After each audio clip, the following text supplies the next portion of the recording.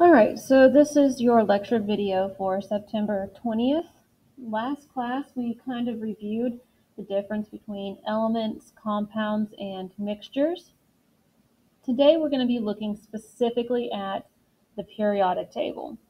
And that leaves us with who actually discovered it. And our individual who paid the closest attention to arranging your periodic table was Dmitri Mendeleev. Dmitri Mendeleev arranged your periodic table in various different manners, but found that when you arranged it by atomic number, you actually started to see a pattern form. And he was actually able to put in blank spots and know the properties and was it conductive to electricity or heat. He was able to predict how many protons, neutrons, and electrons would be inside of this atom as well. So he didn't see it, he didn't know what it wasn't discovered yet, but he was actually able to predict unknown elements by arranging the periodic table by its atomic number. And so that's our father of our modern periodic table, Dmitri Mendeleev. We have on our periodic table 7 different periods. We have 7 different energy levels. A period is a row, and we call it a period mainly because if you have a sentence, well, what goes at the end of a sentence? You have your punctuation, and generally that is either your exclamation mark, question mark, or a period. So it's kind of a nifty way to remember that our rows are different energy levels. They are referred to as periods. Next up, we have our groups. There are 18 total groups. We also refer to these as families.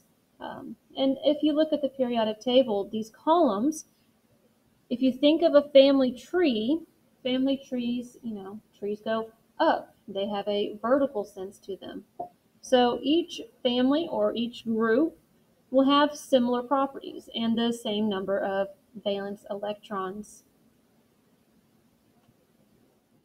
So as we're going through each of our families, I'm going to mainly point out the most important ones, or at least the most important groups.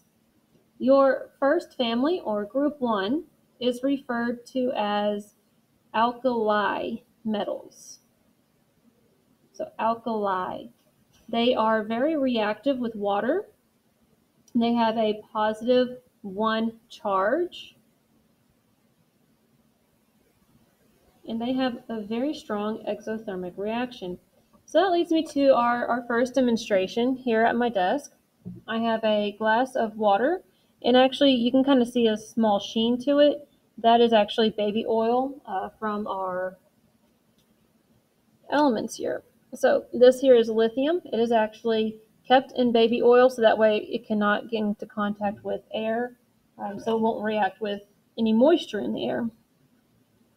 So I'm going to go ahead here. And gotta give me just a second. These things are kind of hard to pull out. I'm going to place it in the water.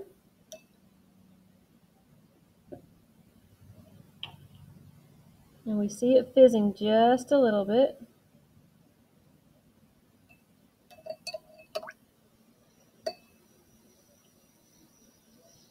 And we see with it fizzing, you might be able to see, you might not. There's actually a little bit of gas that's coming out. That gas is hydrogen gas. Let's see. We can rearrange it from the side. See a little bit of gas that's coming off the side here.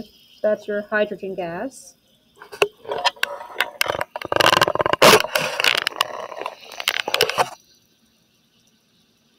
And you can see the lithium is just fizzing and bubbling and smoking. Now the gas that it's giving off is just a hydrogen gas. It is not deadly. It's not going to hurt you. It's not going to kill you. It just kind of makes you cough a little bit.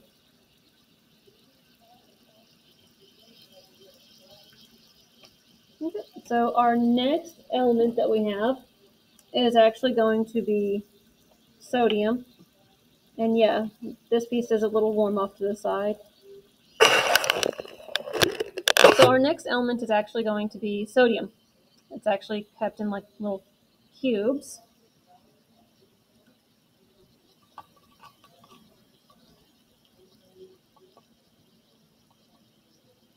And oh, there goes the sodium. Now sometimes you'll see the sodium will spark.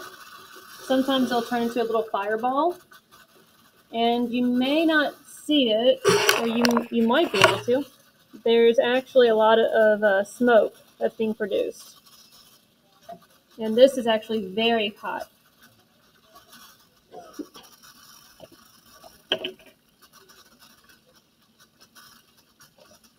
And so this is our sodium.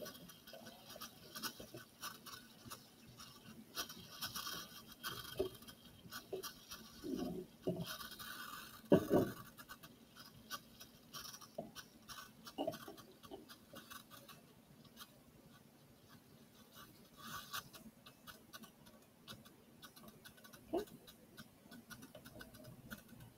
All right, so in our presentation, there are some videos that are kept up with each of the families. So our first film that is actually in here is actually about a 3-minute demonstration of rubidium and cesium and their reactivity in water. So as you've seen, lithium and sodium, as you kind of go down, the reactivity in its reaction with water actually increases. So as you get to rubidium and cesium, they actually kind of make small little boomings. And they're not bombs, they're not grenades, that's not how it works. It's just that's how reactive they are within water. Our second family is going to be called alkaline metals, and they have 2 valence electrons and 2 +2 charge. They're still kind of reactive in water, not as much as our family 1, but they still are pretty reactive. Next up is going to be transition metals. Transition metals are kind of from group 3 to group 12. This is more of a group of, and I don't want to say group as in like columns going up and down. This is like your section, your middle section of the periodic table. These are what are referred to as transition metals. And throughout this entire section, it's kind of a hit and miss. Some of them have similar properties, some of them don't. Some of them have different charges. Some of them, have some similar different properties. One thing that remains the same throughout your transition metals is they are all great conductors of electricity. Actually, copper is our most conductive element that we have, which is why we use it in wiring. Next up is going to be our halogens. Halogens are our most important group. And this is going to be your family 17 or group 17. Halogens are very reactive, meaning they like to bond readily with anything from family 1. You have a -1 charge, and you will have 7 valence electrons. Halogens tend to form what's called diatomics. Diatomics are atoms that naturally occur in 2s. So you have hydrogen, which is our H2. You have nitrogen, fluorine, oxygen, iodine, chlorine, and bromine. So those are the only 7 elements that naturally occur in 2s. So fluorine is actually going to be our most reactive out of all of these. Fluorine actually is or can be quite explosive. I did actually have a professor in college that only had 3 fingers on his hand because he was messing around with some fluorine gas and it kind of blew up and he lost a couple fingers. So fluorine can be very reactive. And last but not least is our noble gases. This is going to be your family or group 18. Noble gases tend to like being by themselves. They like to not bond. They really only have one rare exception, which is xenon, which will pair up with fluorine from time to time. All noble gases have a zero charge attached to them. They all have 8 valence electrons except for helium. Helium will only have 2. And again, they like to be by themselves. So you do have 2 assignments today. Our first assignment kind of looks like this. You have to have the periodic table, and the periodic table is on your Google Classroom. It should look exactly like this. There is no chart, or there is no section in your Google Classroom. This should kind of be towards the top of your classwork page. So this entire worksheet is simply,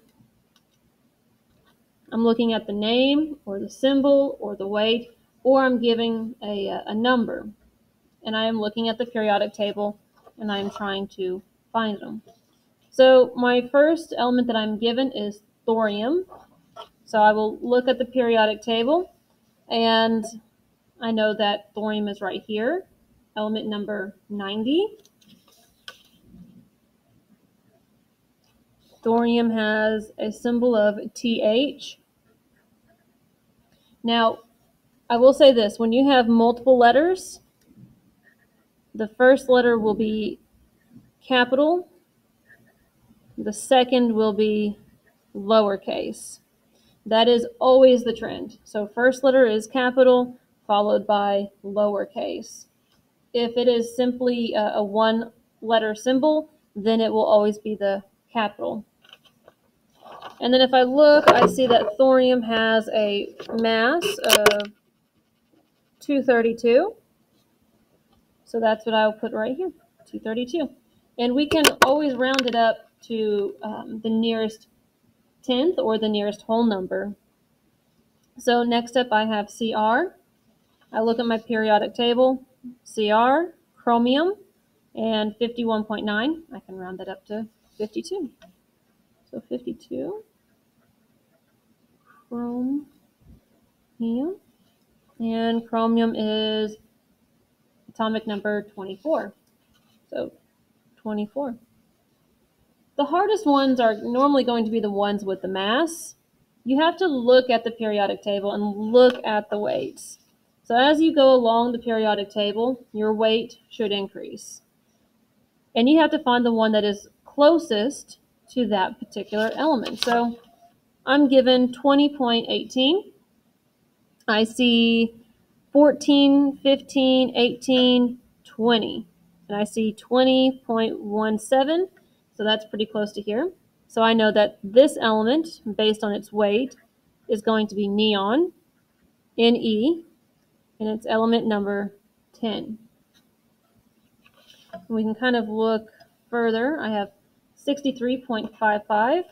I look at the periodic table, 39, 40, 50, 55, 58, 63, 65. So I'm looking for something with 63, so I'm going to go back one. And that should be copper, Cu. And that's element number 29. And let's do one that we haven't. So let's look at 91. I just simply look at periodic table. I look for element number 91 right here. Symbol is going to be Pa. And this one's kind of hard to read, so I'm going to take my best guess at spelling it. So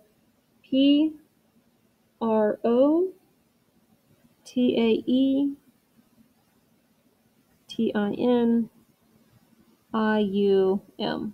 And it has a not molar mass, but a weight of 231. And so all of that can be found right here on the periodic table. So that is our assignment for today. There is one other worksheet that is probably posted. We will do that next class. For this class, I simply kind of want you to get familiar with the periodic table. If you wish to print out the periodic table, you can color it out. This is not a grade. This is just something else if you're wanting to do it. But we are color coding our alkali, our alkaline, our transition metals, halogens, and our noble gases. And this is just so we can kind of identify our main groups, our main families that we're looking at.